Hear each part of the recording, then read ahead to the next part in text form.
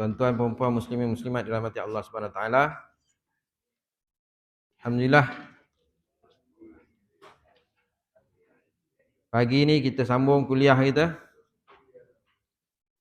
Kita menggunakan kitab Baharul Mazi, juzuk yang kedua.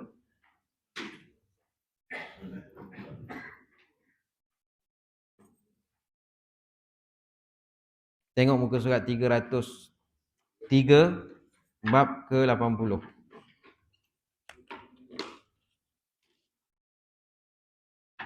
Bismillahirrahmanirrahim. Qala musannif rahimahullahu ta'ala wa nafa'ana bi'ulumihi fid-dharaini amin. Bab ke-80, babu ma yaqulur rajulu idza rafa'a ra'sahu minar ruku'i. Bab barang yang dikata oleh seseorang apabila bangkit ia mengangkat kepalanya daripada rukuk, bangkit daripada rukuk untuk i'tidal bacaan. Apakah bacaan mengikut dalam hadis Nabi SAW yang dihimpunkan dalam kitab Baharul Mazi ni oleh pengarang kitab Syekh Idris Al-Marbawi, yang mana hadis diambil daripada Imam Abu Isa At-Tirmizi. An Ali bin Abi Talib qala kana Rasulullah sallallahu alaihi wasallam iza rafa'a ra'sahu minar ruku'i qala Sami'allahu liman hamidah Rabbana lakal hamdu mil as-samawati wa mil al-ardi wa mil ma bainahuma wa mil ma syi'ta min syai'in ba'du. Hadis hasan sahih. Daripada Ali bin Abi Talib, katanya adalah Rasulullah sallallahu alaihi wasallam apabila mengangkat ia akan kepalanya daripada rukuk berkata ia Sami'allahu liman hamidah Rabbana lakal hamdu mil as-samawati wa mil al-ardi wa mil bainahuma wa mil ma syi'ta min syai'in ba'du. Mendengar Allah bagi mereka yang telah memuji akan Dia. Ya Tuhanku, bagi Engkau puji sepenuh tujuh petala langit dan sepenuh bumi dan sepenuh barang yang antara keduanya dan sepenuh barang yang Engkau kehendaki daripada satu kemudian daripadanya. Hadis hasan sahih. Itu bacaan yang dibaca oleh baginda Nabi SAW mengikut riwayat daripada Ali bin Abi Talib. Sami'allahu liman hamidah Rabbana lakal hamdu mil as-samawati wa mil al-ardi wa mil ma bainahuma wa mil syi'ta min syai'in ba'du. Ini pun boleh baca yang panjang ni, ada hadis. Kemudian an Abi Hurairah anna Rasulullah sallallahu alaihi wasallam qala idza qala al-imam Sami'allahu liman hamidah faqulu Rabbana lakal hamdu. Fa innahu man wafaqa qawluhu qaulal malaikah ghufira lahu ma taqaddam min zambihi. Hasan sahih. Daripada Abi Hurairah bahwasanya Rasulullah sallallahu alaihi wasallam sabda, ia apabila mengucap imam akan Sami'allahu liman hamidah, maka hendaklah kamu ucap sekalian ucap Rabbana walakal hamd. Maka bahawasanya barang siapa muafakat perkataannya akan perkataan malaikat, diampun baginya akan barang yang terdahulu daripada dosanya. Jadi bacaan yang biasa kita bacalah. Daripada kecil kita belajar, itulah bacaan yang pendeknya kan. Tapi ada juga di kalangan kita yang baca yang panjang. Ada juga hadisnya. Ada masalah. Dua-dua hadis hasan. Hadis hasan sahih. Ketahuilah kiranya saudaraku, inilah puji-pujian yang diberi dalam rukuk. Maka sayugia sepatutnya seseorang jangan meninggalkan dia. Walaupun dia sunat, tapi jangan tinggalkan. Kerana ialah amal Nabi kita sallallahu alaihi wasallam yang tiada ia meninggalkan. Amalan tu jangan ditinggalkan kerana ialah amal Nabi sallallahu alaihi wasallam yang Nabi tidak meninggalkan. Kata Tirmizi an Ali bin Abi Talib qala kana Rasulullah sallallahu alaihi wasallam idza rafa'a ra'sahu min ar-ruku'i qala, diriwayatkan daripada Sayyidina Ali bin Abi Talib karamallahu wajhah, katanya adalah Rasulullah sallallahu alaihi wasallam mengucap ia apabila mengangkat akan kepalanya tak kala bangkit daripada rukuk, katanya sami Allahu liman hamidah rabbana lakal hamdu mil as-samawati wa mil al-ardi wa mil ma bainahuma wa mil al-ma syi'ta min syai'in ba'du. Artinya telah mendengar Allah, yakni diterima Allah akan puji daripada mereka yang memuji akan dia. Ya Tuhanku, dan bagi engkau juga mustahik puji akan segala puji yang memenuhi tujuh petala langit dan memenuhi bumi, yang memenuhi barang yang antara keduanya, dan memenuhi akan barang yang engkau kehendaki daripada suatu daripada kainat, kemudian daripada bangkit dan bumi dan lainnya. Yakni puji akan segala puji yang banyak-banyak sekiranya benda berjisim dan saya memenuhi tujuh petala langit dan lain daripadanya kainat.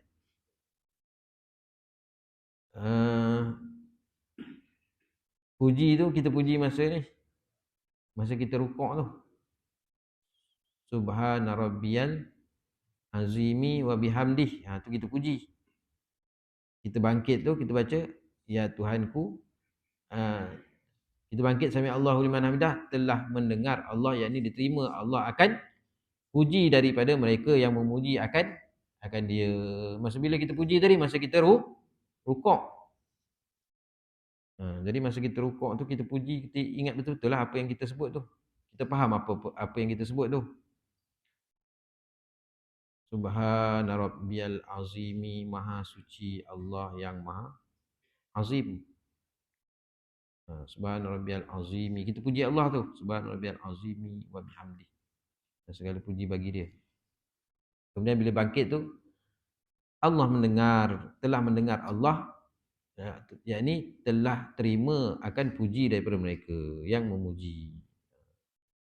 Jadi masa kita rukuk tu kita puji betul-betul. Jangan masa kita rukuk tu kita hayal benda lain kan. Kita berrukuk tu kita pergi bantai tengok kuku orang sebelah pula. Lepas tu kita bercakap-cakap dalam hati, apa orang tua ni kuku kau yang panjang lah apa semua. Kita bangkit kita kata Allah terima puji kita, padahal bukan kita puji. Kita melayang ke lain kan. Jadi masa kita rukuk tu kita puji tu betul-betul kita sedang memuji, kita faham apa yang kita sebut. Kan, hati kita tu betul memuji. Bukan hati kita ke lain. Jadi kita bangkit tu telah mendengar Allah. Allah telah terima puji kita tu. Yang memuji akan dia. Baru betul. Ini masa kita rukuk tu lain yang kita hayalkan. Lepas tu kita kata Allah terima puji kita. Kata Abu Isa bermula hadis Hasan Sahih.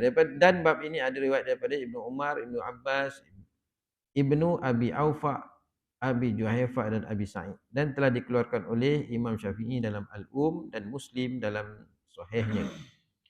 Masalah mengangkat kepala daripada rukuk dan hukumnya. Kata Abu Isa, dan bermula amal atas ini hadis yang dalam masalah 352 di sisi tengah daripada ahli ilmi, dan dengan dialah berkata Syafi'i, katanya diucap akan dia di dalam sembahyang fardu dan sunat. Dan telah berkata setengah daripada ulama ahli Kufah, diucapkan akan dia pada sembahyang sunat dan tiada diucapkan dia pada sembahyang fardu. Kata Syafi'i dalam Al-Um, dan mengucaplah imam itu dan makmum dan yang sembahyang menunggal pada sembahyang mengangkat, pada waktu mengangkat kepala mereka itu daripada rukuk, akan lafaz sami Allahu liman hamidah. Imam pun ucap juga, makmum pun ucap juga, kata Imam Syafi'i. Maka bila selesai padanya oleh orang yang mengucap itu, boleh iring akan dia dengan kata ini. Maka diucapkan Rabbana walakal hamdu. Dan jika diucap dengan kata Allahumma Rabbana lakal hamdu, boleh juga. Dan jikalau diucap dengan kata lakal hamdu Rabbana, nescaya memadai ia. Tapi kita tak baca lah macam tu. Kita dah biasa baca Rabbana walakal hamd. Sami Allahu liman hamidah Rabbana walakal hamd. Daripada dulu belajar tu kita hafal. Jadi bagi yang baca yang panjang atas pun hadis hasan sahih juga. Dan bermula ucapan pertama itu menurutkan sebahagian dari suruh Nabi sallallahu alaihi wasallam dengan dia. Itulah lebih suka kepadaku. Dan jikalau berkata seorang, man hamidallahu sami'a lahu, tidaklah aku fikir atasnya ulang. Kalau dibaca,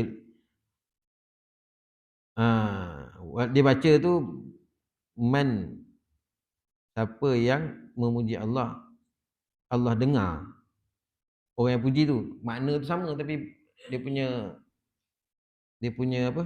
Lafaz tu lain. Man hamidallah, siapa yang memuji Allah, sami'a lahu, Allah dengar dia, orang atas dia yang muji tu. Dan bahawa berkata ia, sami'allahu liman hamidah, kerana menurut dengan Rasulullah sallallahu alaihi wasallam lebih suka kepadaku. Dia nak bawa tu maknanya nak bawa bacaan tu, kalau dia sebut macam tu pun, man hamidallahu sami'a lahu, makna tu sama, tapi lafaz tu tak sebagaimana lafaz Nabi, tak payah ulang. Tapi sebutlah sami'allahu liman hamidah, kerana kita mengikut sebagaimana Nabi sallallahu alaihi wasallam lebih suka kepadaku, kata Imam Syafi'i. Dan tak suruh pun baca macam tu. Dia suruh baca ikut Nabi itulah. Tapi ikut ada orang pandai-pandai dia kata janji makna sama kan. Tak ulang. Dia asas dia tu lah, sallu kama raaitumuni usolli, semayanglah kamu sebagaimana kamu lihat aku semayang. Dan jika tiada dilakukannya lebih daripada rukuk dan i'tidal, dan jika tiada dilakukannya lebih daripada rukuk dan i'tidal padanya, tiada diucap satu. Dan saya aku makruhkan demikian itu hanya baginya, dan tiada ulang atasnya, dan tiada sujud sahwi. Jadi kalau kita tak baca, makruh lah. Tiada diucap satu. Kata Imam Syafi'i dia makruhkan lah. Tapi tak payah sujud sahwi. Nak sujud buat apa? Sujud sahwi untuk sunat abad je. Masalah, mengucap zikir bangkit dari rukuk dan kelebihannya. Apa kelebihan dia? Ya saudaraku, telah dikeluarkan oleh Tirmizi akan satu hadis menunjukkan kelebihan mengucap puji-pujian sambil bangkit daripada rukuk, dan katanya an Abi Hurairah anna Rasulullah sallallahu alaihi wasallam qala, diriwayatkan daripada Abi Hurairah bahwasanya Rasulullah sallallahu alaihi wasallam bersabda, ia iza qala al imam, apabila mengucap imam semayang akan lafaz yang akan datang ini pada masa bangkit dari rukuk, ialah sami Allahu liman hamidah, artinya telah mendengar Allah Taala bagi puji mereka yang telah memuji akan dia. Maka adalah kamu sekalian hai makmum sahut dengan ucapan demikian, Rabbana walakal hamd, artinya ya Tuhanku dan bagi engkau jua puji. Adalah Nabi menyuruh demikian itu ialah kerana ada kelebihannya. Sabdanya, fa innahu man wafaqa qauluhu qaulal malaikah ghufira lahu ma taqaddam min dzambih. Maka bahawasanya barang siapa muafakat perkataan akan perkataan malaikat, dan saya diampun baginya Allah Ta'ala akan dosa yang telah terdahulu. Yakni diampun Allah Ta'ala akan sekalian dosa kecil yang telah lalu. Adapun dosa besar maka iaitu berhajat kepada taubat, kerana tiada dihapus malaikat, tiada dihapus Allah melainkan dengan taubat nasuha. Kata Abu Isa bermula hadis hasan lagi sahih. Jadi ada dua lah kalau macam tu dalam semayang. Kalau muafakat bersama dengan malaikat, diampunkan dosa. Pertama yang waktu amin, waladdallin, amin serentak. Yang kedua, sami'allahu liman hamidah, rabbana walakal hamd.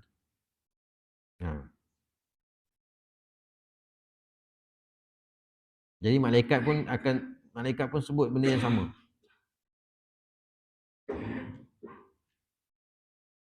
Bila berkata imam sami'allahu liman hamidah, rabbana lakal hamd. Jadi imam pun baca, kita pun baca, malaikat pun baca juga. Serentak. Maka dapatlah kelebihan. Apa kelebihan dia? Diampunkan dosa yang terdahulu. Kemudian dijelaskan dosa yang dimaksud mudahnya diampunkan dosa-dosa ni, itu dosa kecil. Dosa besar ni tak terhapus melainkan dengan bertaubat. Taubatan nasuha. Masalah, mengucap sami Allahu liman hamidah dan hukumnya, kata Abu Isa At-Tirmizi, dan bermula amal atas hadis yang di dalam masalah 354 itu di sisi tengah daripada ahli ilmi. setengah daripada para ulama daripada sahabat-sahabat Nabi sallallahu alaihi wasallam, dan mereka kemudian daripada itu memikir mereka itu akan bahawa apa hukum dia. Berkata imam akan sami Allahu liman hamidah, dan berkata makmum di belakangnya akan rabbana lakal hamd, dan dengan dialah berkata Ahmad, dan telah berkata Ibnu Sirin dan lain daripadanya, berkata mereka yang di belakang imam itu seperti imam juga, iaitu sami Allahu liman hamidah rabbana walakal hamd, dan kata dan dengan dia berkata Syafi'i dan Ishaq. Apa yang kita lakukan hari ini dalam sembahyang kita yang kita biasa buat, imam pun baca, kita pun baca. Itulah pendapat Imam Syafi'i. Jadi bacaan dia samalah macam yang kita baca hari ini. Cuma kalau siapa yang boleh baca yang panjang tu, dia dah biasa baca yang panjang, dia pun hafal bacaan tu, baca yang panjang tu. Hadis juga, hasan sahih. Dan yang pendek ni biasalah yang kita baca hari-hari tu. Hasan juga, hasan sahih. Wallahu a'lam. Habis bab tu. Kita memang kita baca hari-hari, cuma hari ni kita nak tengok dia punya sumber dia, hadis dia kan. Bab yang ke-81, bab maja'a fi wad'ir rukbataini qabla al-yadaini fi sujudi, bab yang telah datang ia pada menyatakan hadis menghantar dua lutut dahulu daripada dua tangan pada sujud. Yang ni kita tengok cara nak turun daripada i'tidal tadi tu, kita nak turun untuk sujud. Dalam hadis macam mana cara tu? Kita buat hari ni betul dah kan, cuma orang uzur je mungkin dia turun tangan dulu. Orang yang tak uzur ni dia turun lutut dulu. Tapi kita nak tengok dia punya hadis dia. An Wa'il bin Hujrin qala ra'aitu Rasulullah sallallahu alaihi wasallam iza sajada yad'u rukbatayhi qabla yadayhi wa idza nahadha rafa'a yadayhi qabla rukbatayhi. Hasan gharib daripada Wa'il bin Hujr. Katanya telah kulihat akan Rasulullah sallallahu alaihi wasallam apabila sujud ia menghantar dia akan dua lututnya dahulu daripada dua tangannya, dan apabila bangun ia mengangkat ia akan dua tangannya dahulu daripada dua lututnya. Jadi kata Wa'il bin Hujrin, dia telah melihat Nabi sallallahu alaihi wasallam sembahyang. Bila Nabi sujud, Nabi akan hantarkan dua lutut, maknanya turunkan dua lutut dulu daripada dua tangan. Lepas tu baru tangan. Bila nak bangun, Nabi akan angkat dua lutut, dua tangan dulu daripada dua lutut. Jadi kita cuba praktiskan. Maknanya bila turun sujud, kata Wa'il, dia tengok Nabi sallallahu alaihi wasallam sembahyang. Masa nak turun sujud, dia turun, baginda Nabi sallallahu alaihi wasallam turun lutut dulu. Turun lutut, baru tangan. Dah habis sujud, nak bangun tu, daripada duduk antara dua sujud ke, daripada bawah nak turun ke atas, nak naik ke atas, tangan dulu, lepas tu lutut. Okay, sekarang ni bagi orang yang sihat, yang tak ada sakit, tak ada uzur, macam tu lah. Yalah macam tu. Bagi orang uzur, macam-macam sakit kan, lutut lah apa, dia terpaksa, biasa kita berlepek jatuh kan. Cumanya kadang-kadang kita takut, masa nak bangkit pun sama juga kadang. Cuma pastikan dada ni jangan berpaling lah daripada arah kiblat. Kadang-kadang yalah orang kan, kadang-kadang tu sampai dah berpaling pula dada. Adjust lah, cubalah macam mana. Tapi kalau uzur sangat ni, kita pun tak tahu, wallahu alam. Kalau nak bangun pun sama juga kan, itu uzur. Kita tak bicara bab orang uzur ni. Orang uzur ni dalam keadaan darurat, dalam keadaan keuzuran, apa pun boleh. Sembahyang pakai isyarat mata pun boleh. Okay. Ketahuilah kiranya saudaraku bermula turun sujud itu ada kelakuan yang terafdal dan lebih bagus pada faham ulama mazhab Syafi'i, iaitu dengan menghantarkan lutut lebih dahulu daripada menghantarkan tangan. dan muka ke bumi, dan kelakuan demikian lebih menyenangkan bagi yang seorang yang semayang. Yalah, tu lebih mudah. Kalau tak sebabkan uzur, nak turun tangan dulu susah.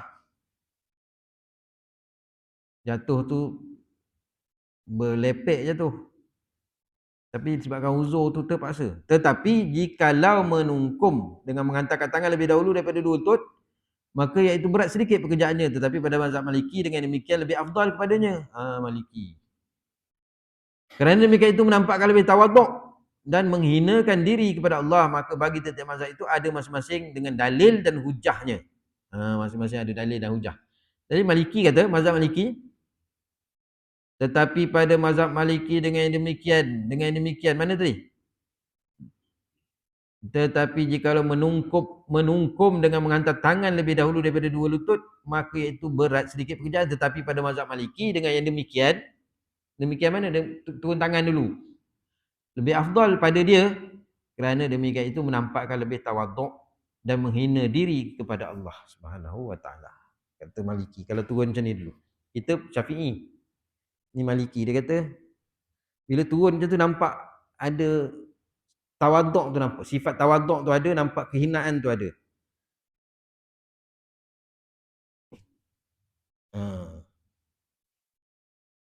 Dia kata ada nampak kehinaan, nampak tawaduknya. Kalau macam ni, ini masing-masing ada hujah dia lah. Ada dalil dia.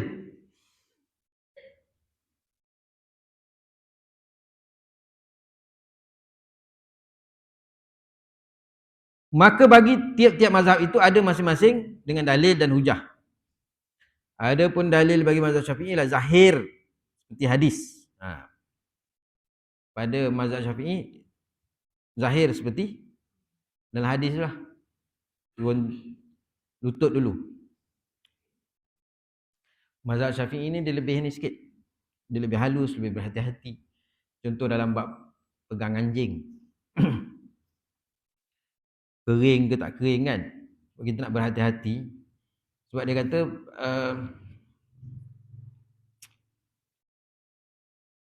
anjing ni dia kadang-kadang dia jenis jilat apa? Jilat. Jadi kita beranggapan boleh pegang. Tapi mazhab Syafi'i maknanya pegang dia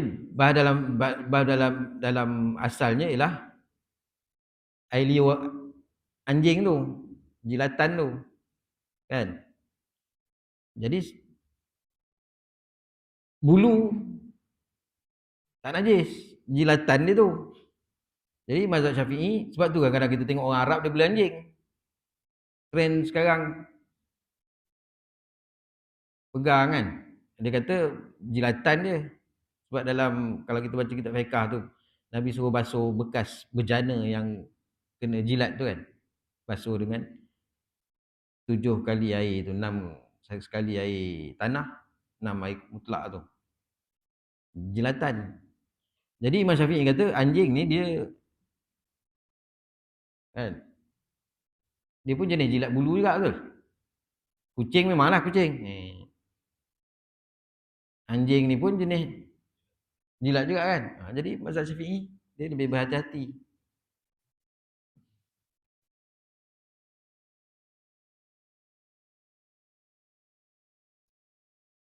Diriwayatkan daripada Wa'il bin Hujr, katanya telah aku lihat akan Rasulullah sallallahu alaihi wasallam akan sembahyangnya, iaitu bila sujud ia akan lutut dahulu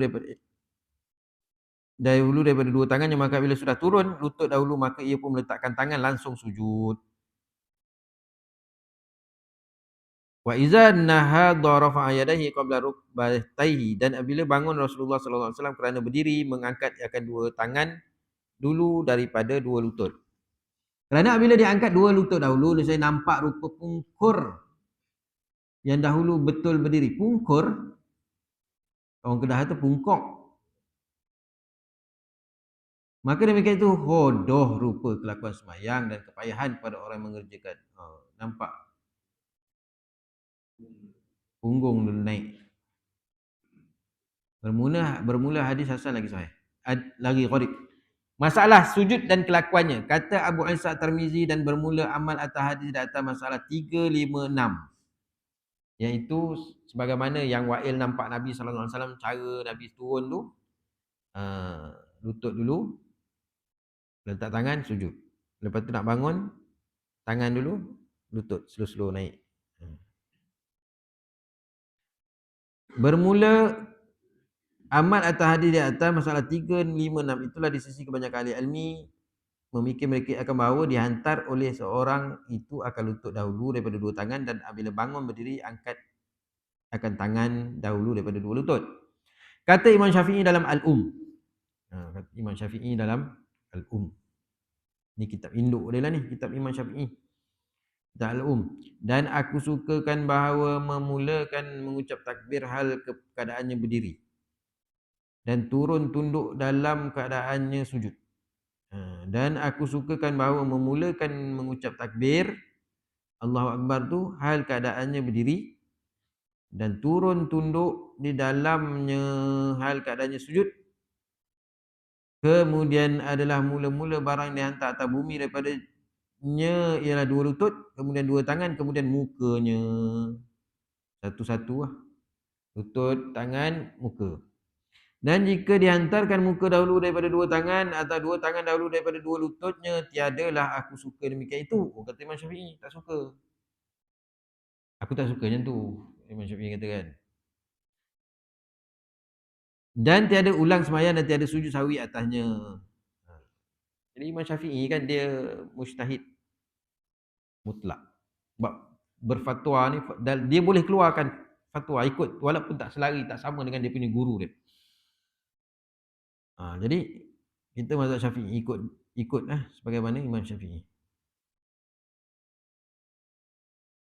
Jadi bila orang hari ni orang dia Imam Syafi'i katanya ni, dia lari daripada Imam Syafi'i. Kan?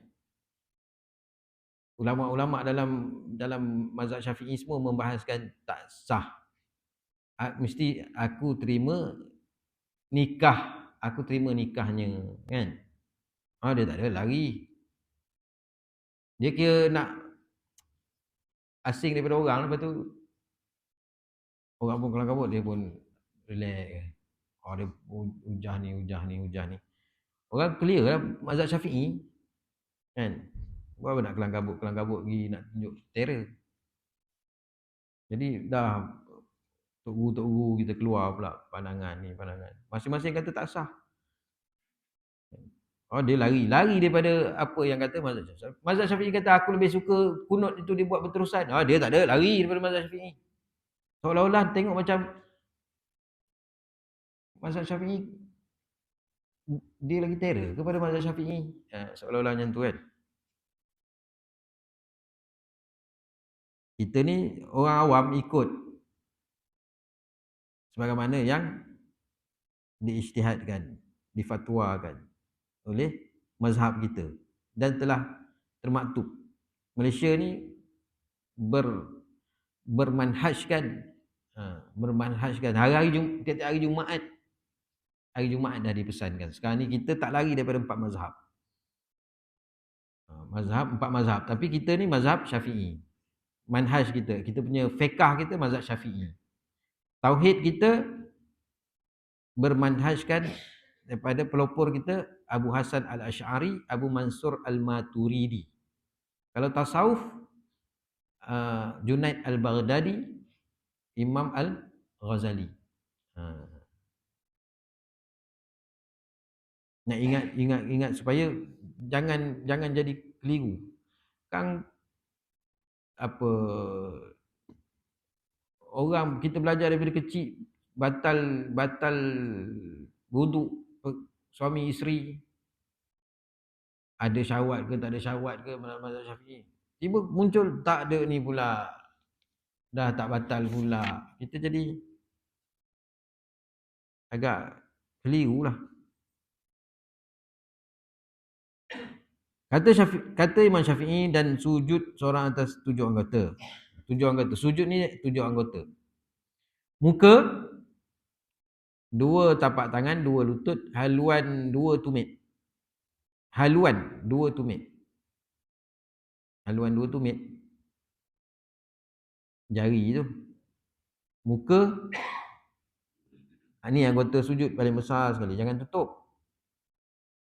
Jangan tutup. Dahi ni jangan tutup. Kalau pakai kopiah tu songkok tu, kalau terlekung tu, kan? Jangan macam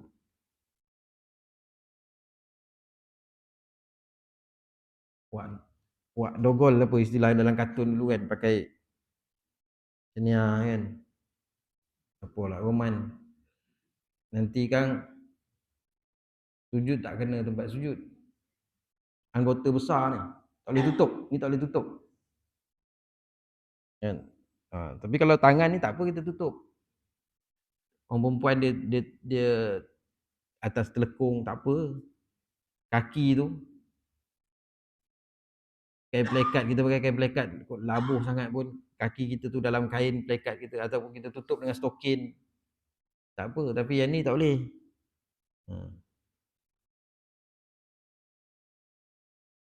2 tapak tangan. Hidung ni seelok-elok kena kan hidung. Tapi kalau tak kena terangkat tu, dia tak kira, tak adalah batal. Tapi hidung tu cecah tu lebih sempurna lah.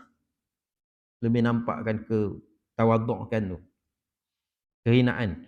Dan kata Syafi'i diriwayatkan daripada Ibnu Abbas, katanya telah menyuruh Nabi sallallahu alaihi wasallam bahawa sujud daripada 7 anggota, 2 tangan, 2 lutut, ujung-ujung jari, 2 kakinya, dahinya. Nampak hidung tak ada, tapi kenakanlah sempurna. Masalah sujud dan kesempurnaan dan bermula kesempurnaan fardu sujud dan sunatnya ialah bahawa sujud seorang itu atas dahinya, hidungnya, sunat. 2 tapak tangannya, 2 lututnya, 2 tapak kakinya. 2 tapak kaki. 2 tapak kaki tu tak adalah tapak kaki, faham lah. Apa ujung dia, jari. Nak 2 tapak kaki nak kena macam mana? Orang sarkis pun tak boleh buat kan. Dan jika sujud seorang itu akan dahinya, ketiadaan hidungnya, nescaya aku makruhkan demikian itu. Makruh. Jadi cium juga. Nescaya aku makruhkan demikian itu, dan memadai akan dia bahawa dahinya itu tempat sujud. Memadai. Makruh, tapi tak adalah sampai nak kena ulang semayang. Itu sujud dengan sempurna. Habis. Bab ke-82, bab maja'a fi sujudi 'ala jabhati wal anfi. Bab yang telah datang ia pada menyatakan sujud atas dahi dan hidung. Tadi secara keseluruhan dia nak ajar hadis tadi, hadis tentang cara turun sujud, iaitu hantarkan lutut dulu, tangan dulu, lepas tu muka. Bila bab muka pula nak sujud tu, dia kata 7 anggota sujud. 7 anggota. 1, 2. Dia kira 1, 2, 3. Lutut 4, 5, kaki 6, 7. Tu kata 7 anggota sujud. Tapi dalam 7 anggota sujud tu, anggota yang besar sekali dahi ni. Mana kalau kata sujud, sempurna sujud bila dahi tu cecah. Kemudian hadis berkaitan dengan sujud atas dahi dan hidung. Tadi Imam Syafi'i kata aku makruhkan kalau sujud dia dahi saja tapi tak kena hidung. Dan memadailah, tak payah ulang. Kemudian kita tengok pula sujud atas dahi dan hidung. Ada tak hadis dia? An Abi Humaid As-Sa'idi anna Nabi sallallahu alaihi wasallam kana iza sajada amkana anfahu wajabhatahul arda wa naha yadayhi an janbaihi wa wada'a kaffaihi hazwa mankibaihi. Hadis hasan sahih. Daripada Abi Humaid As-Sa'idi bahawasanya Nabi sallallahu alaihi wasallam adalah ia bila sujud memboleh ia akan hidungnya dan dahinya akan bumi, dan merenggang ia akan tangannya daripada dua rusuk dan menghantar dua tapak tangan membetuli dua bahu. Okay. Bila sujud, ni Nabi dia tengok Nabi SAW. Sebab tu bila Nabi kata sallu kama raaitumuni usolli, semayanglah kamu sebagaimana kamu lihat aku semayang. Jadi sahabat-sahabat tengok macam mana Nabi semayang. Jadi bila sahabat tengok macam mana Nabi semayang, maka sahabat pun sampaikan. Jadi jadi hadis sampai ulama-ulama dulu, sampai ulama-ulama kemudian. Sampailah dekat kita. Jadi walaupun kita tak melihat Nabi semayang, tapi kita tahu perlakuan Nabi solat sebagaimana yang diriwayatkan dalam hadis. Bukan kata kalau siapa yang tak tengok Nabi semayang, maknanya semayang tu tak wajib. Ni semayang ni hanya wajib ke atas orang yang melihat Nabi semayang saja. Macam kita ni tak melihat Nabi semayang, jadi kita ni tak wajib. Kan? Bukan macam tu. Jadi kita tak melihat Nabi, tapi kita mengetahui perlakuan Nabi solat ni berdasarkan apa yang disampaikan kepada kita melalui hadis-hadis sampailah hari ni.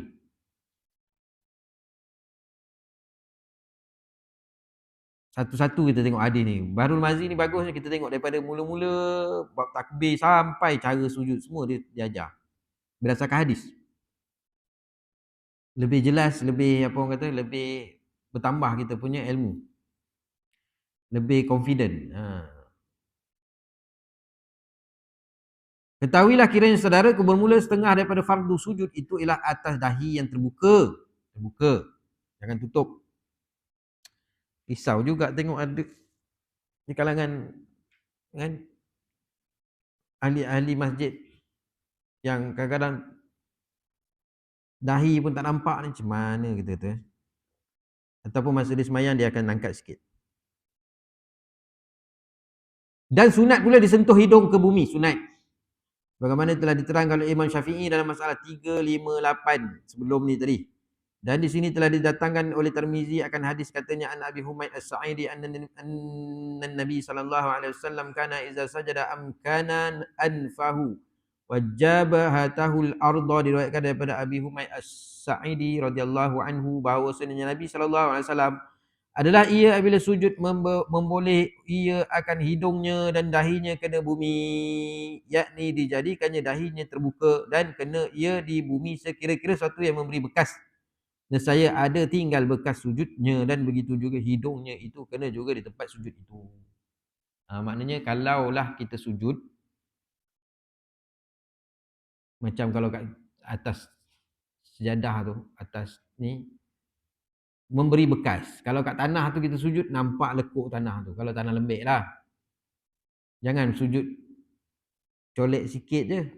Kalau atas span tu berlekuk lah dia. Kalau apa, kapet tu berbekas lah kan. Maknanya dia jangan cuit sikit je. Dia mesti tekan.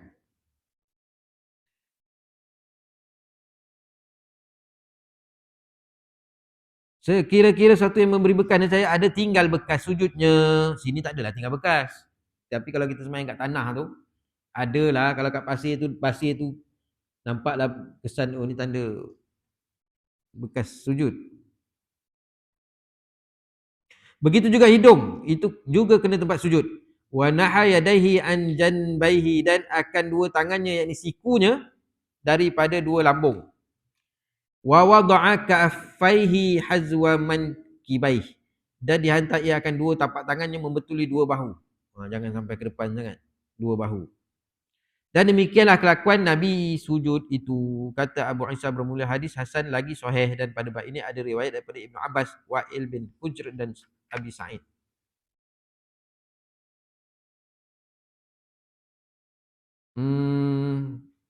Maknanya kita tengok sujud dahi, hidung, kemudian dan akan dua tangan, yakni sikunya daripada dua lambung. Renggang akan tangannya daripada dua rusuk. Hantar dua tapak tangan betul dua bahu.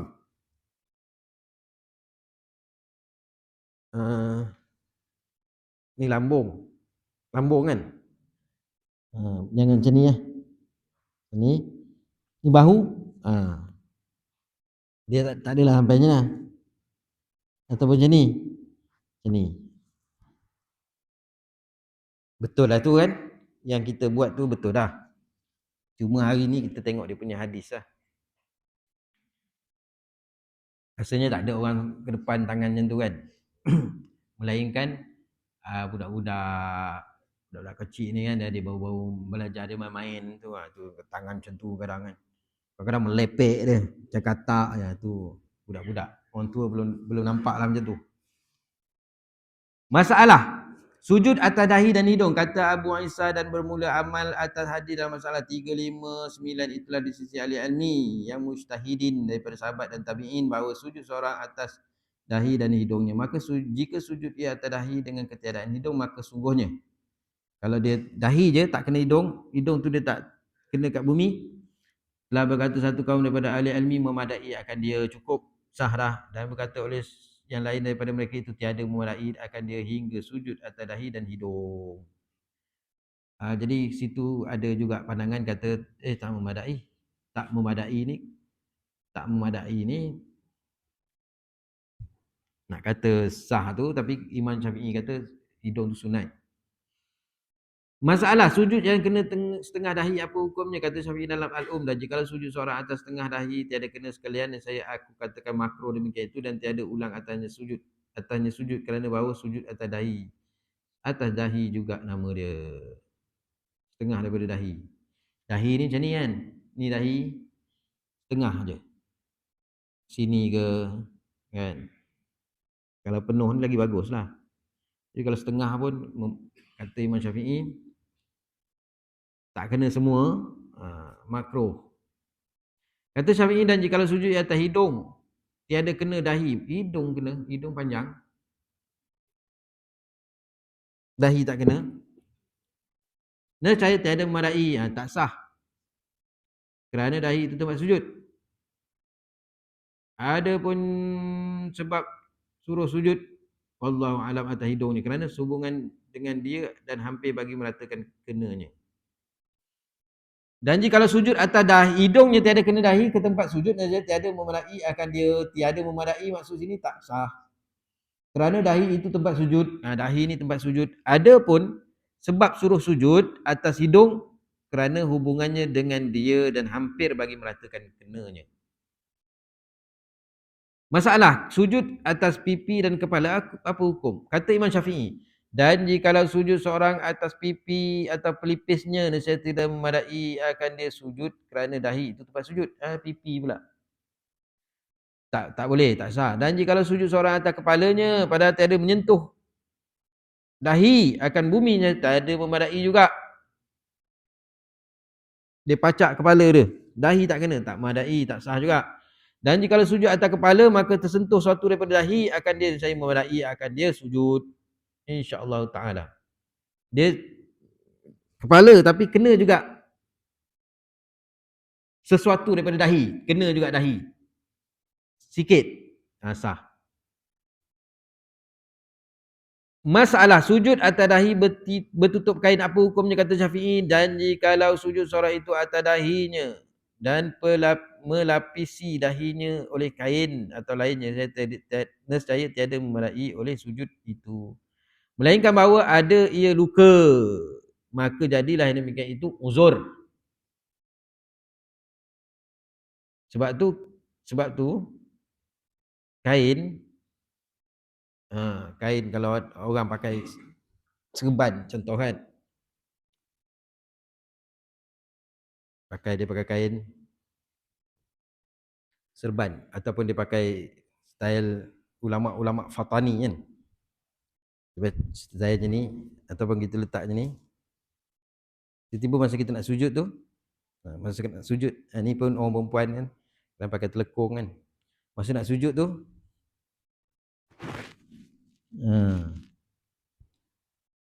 Masa nak sujud tu dia sujud atas benda yang bergerak mengikut dia tu, tak sah. Melainkan benda tu memang ni tempat sejadah kita letak kain, itu lain lah kan. Tetap sujud atas tempat sujud. Itu kalau yang kain tu. Kalau yang memang dia tutup terus macam ni, tapi kalau sikit boleh lagi, sikit. Adalah sikit. Tapi makruh lah. Dia biarkan terbuka. Dan jikalau sujud atas dan di atas kain carik, maka kena suatu daripada dahinya akan bumi. Ini saya memadai akan demikian itu kerana bahawasan sujud berserta suatu daripada dahi atas bumi. Dan jikalau sujud ia atasnya dan di atas kain carik, maka kena suatu daripada dahinya akan bumi. Kain carik. Dan jikalau sujud atas kain carik, maka kena suatu daripada dahinya akan bumi. Ini saya memadai. Macam mana? Kita sujud tu ada kain carik, kain koyak kat depan kita tu kan, sujud. Memadai. Begitu juga kita sujud atas daun. Daun. Ni daun kita semayang kat bawah, ada pokok-pokok kat hutan. Daun. Sujud atas daun tu boleh lah. Tapi bila daun tu melekat kat atas kepala, dia ngikut kita kena buang lah. Macam kain tadi, kain carik contoh kan. Kita sujud memadai lah, boleh. Tapi bila kain tu dia ikut kita, kan, kita sujud untuk yang kali kedua dah tak boleh lah. Kena buang. Yang kali pertama tadi tak apalah, sebab dia sujud atas dia, atas bumi dia kata. Macam tu lah juga kalau daun. Kadang kita semayang tempat open, kita berkelah tepi pantai, kita semayang kat ni kan. Masa kita sujud tu, daun pun jatuh. Kita pun sujud kena atas dia. Dia mengikut kita. Yang masa sujud dia tak ikut, masa kat bawah. Dia mengikut kita tu, yang kedua tu, terbuang lah. Kalau kita sujud juga atas dia, dah tak jadi lah. Tak boleh. Masalah sujud, tangan tertutup, apa hukum? Kata Syafi'i, dan aku sukakan bahawa menyentuh dua tangan akan bumi bagi segala yang sujud dalam musim sejuk atau panas. Maka jika tiada diperbuatnya, bahkan ditutup akan keduanya dalam musim panas atau sejuk, dan sujud atas keduanya, maka tiada ulang atasnya dan tiada sujud sahwi. Kata Syafi'i, tutup. Kita sejuk kan, kita tutup. Kita tutup tangan kita. Tak payah ulang lah. Tapi Imam Syafi'i kata, aku suka buka. Maka dia menghukumkan bahawa buka. Kata Syafi'i, dan tiada aku sukakan ini semuanya pada dua lutut. Dua lutut memanglah kalau kita buka dua lutut kan nampaklah lutut. Jangan terbuka, bahkan aku suka bahawa adalah dua lutut itu tertutup belaka dengan pakaian. Dan jika tiada aku sukakan jarang atau nipis pakaian daripada lututnya, kerana bahawa tiada aku ketahui daripada seorang ulama menyuruh dengan menyampaikan dua lutut ke bumi. Dan aku suka apabila tiada seorang itu meringankan dan mensedikitkan pakaian bahawa menyampaikan dengan dua tapak kakinya ke bumi. Dan tiada sujud ia dengan berkasut, maka menyelangi dua kasut itu antara dua tapak kaki dan bumi. Maka jika menyampaikan ia dengan dua lutut ke bumi, yakni dengan tiada tertutup dua tapak kaki daripada bumi, maka tiada apa suatu atasnya, kerana bahawasanya boleh sujud berkasut lagi diiringi pakaian dan tiada disampaikan dua tapak kakinya ke bumi. Askar tu kadang-kadang pakai dengan kasut-kasut pun boleh, kan? Maknanya kata yang penting ni, yang tak boleh tutup. Dan tiada sujud ia dengan berkasut, maka menyelangi dua kasut itu antara dua tapak kaki ke bumi. Maka jika menyampai ia dengan dua lutut ke bumi, yakni tiada tutup dua tapak kakinya daripada bumi, maka tiada apa suatu atasnya, kalau tak ada apa-apa. Kerana bahawasanya boleh sujud ia berkasut lagi diiringi pakaian dan tiada disampaikan dua tapak kaki ke bumi. Maknanya tak apa. Masalah sujud atas belakang tangan dan tepi-tepi anggota tujuh, apa hukumnya? Kata Syafi'i dalam dan jika sujud seseorang atas belakang tapak tangan. Sujud atas belakang tapak tangan. Ni, dia sujud atas ni. Tiada memadai akan dia.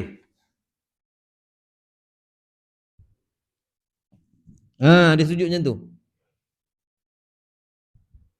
Maknanya dia nak awal tadi dah clear dah. Dia beritahu sujud macam ni. Jadi sekarang ni sebelum tanya, dia dah jawab dulu. Sebab nanti orang tanya, kalau sujud atau belakang tangan boleh tak? Tak payah. Dia dah jawab siap-siap. Masalah tu dia dah buat. Kata Imam Syafi'i dalam janji ke sujud seorang atas belakang tapak tangan dan saya tiada memadai akan dia, tak sah. Kerana bahawasanya sujud itu atas batin tapak tangan. Kerana bahawasanya sujud itu atas batin tapak tangan dan begitu juga tiada memadai sujud itu jika sujud atas tepi kait tangannya. Dan jika menyentuh akan bumi dengan setengah dua tangan atau jari keduanya atau setengah daripada jari keduanya atau sujud atas tapak tangan satu setengah daripada atau sujud atas barang yang lain daripadanya bertudung semua. Saya memadai akan dia dan begitulah hukum ini pada dua tapak kaki dan dua lutut. Ulang balik. Dan jika sujud seorang atas belakang tapak tangan dan saya tiada memadai akan dia kerana bahawasanya sujud itu atas batin tapak tangan. Sujud atas ni bukan sujud ni. Tangan dia ni dia terbalikkan. Bukan sujud atas tapak tangan tadi. Dia sujud, dia terbalikkan macam ni. Apalah nak susah-susah kan. Kerana sujud ni batin sini yang kena tanah ni, kena bumi ni. Dia pergi sini. Dan begitu juga tiada memadai sujud jika sujud atas tepi tangannya. Dia tepi pula dah macam ni. Macam-macam lah.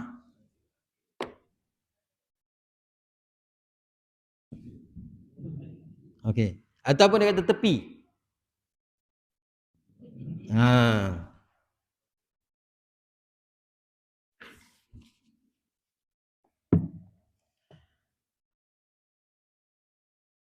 Dan jikalau menyentuh akan bumi dengan setengah dua tangannya oleh jari-jari keduanya.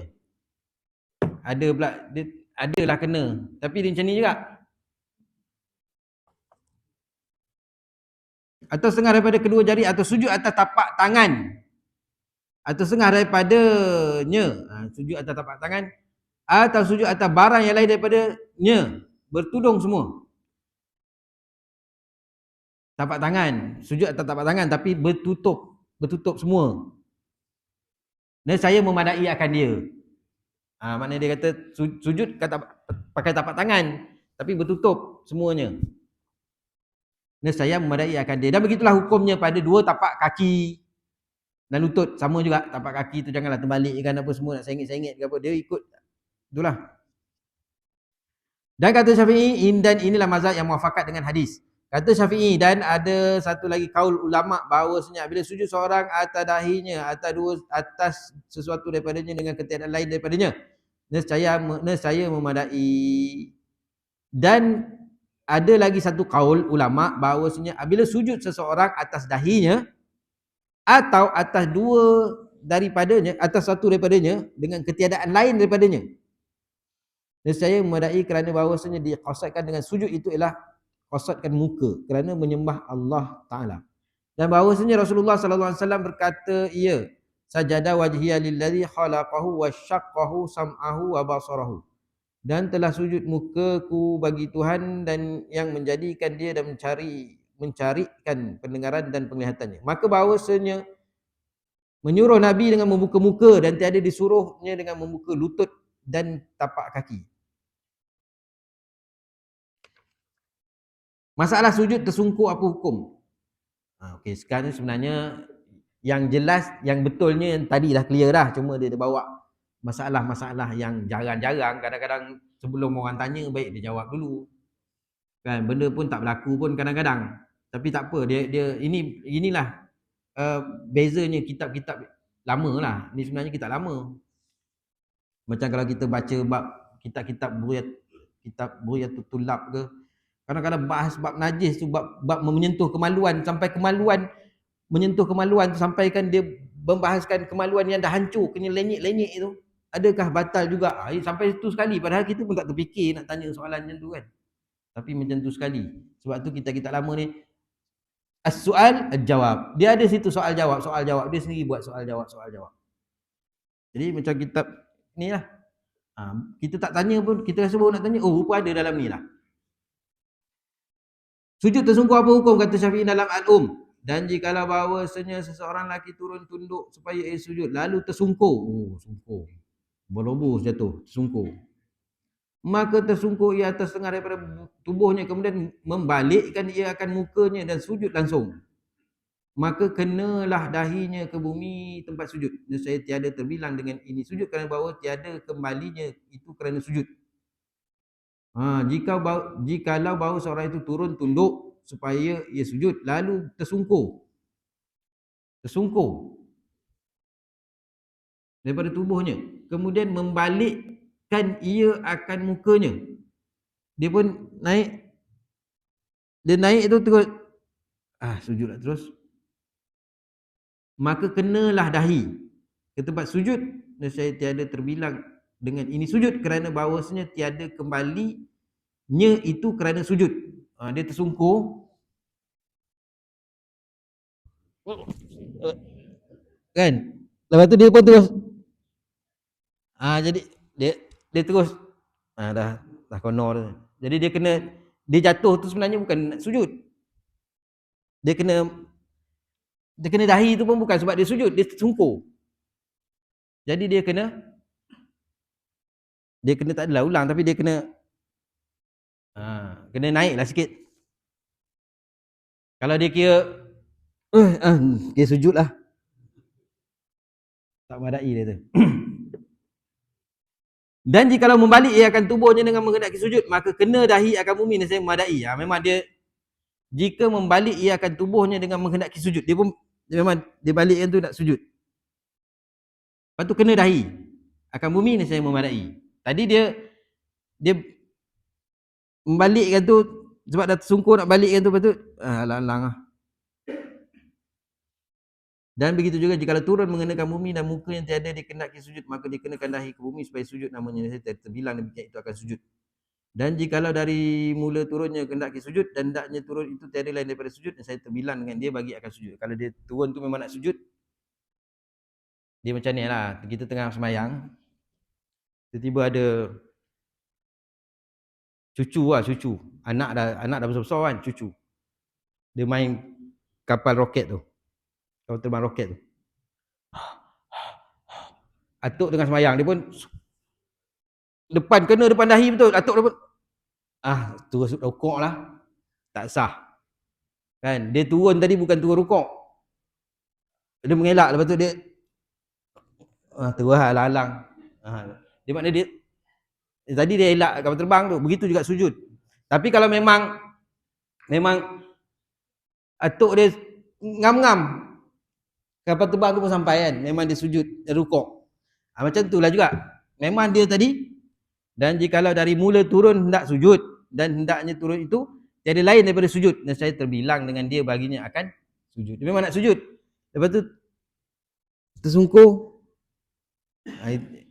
Tapi dia tersungkur tu bukan sebab nak sujud. Wallahu a'lam. Ini benda-benda ni semua dia jarang lah, tapi dia settlekan juga supaya clear kan. A'udzubillahi minasyaitonir rajim. Bismillahirrahmanirrahim. Alhamdulillahirabbil alamin, wassalatu wassalamu ala asyrafil anbiya'i wal mursalin wa alihi washabihi ajma'in. Allahumma arinal haqqan haqqan warzuqna ittiba'ahu wa arinal batila batilan warzuqna ijtinabah. Allahumma ya muqallibal qulub, tsabbit qulubana ala dinika wa ta'atik. Wa sallallahu ala sayyidina Muhammad wa ala alihi washabihi wa baraka wa sallam. Alhamdulillahirabbil alamin. Assalamualaikum warahmatullahi wabarakatuh.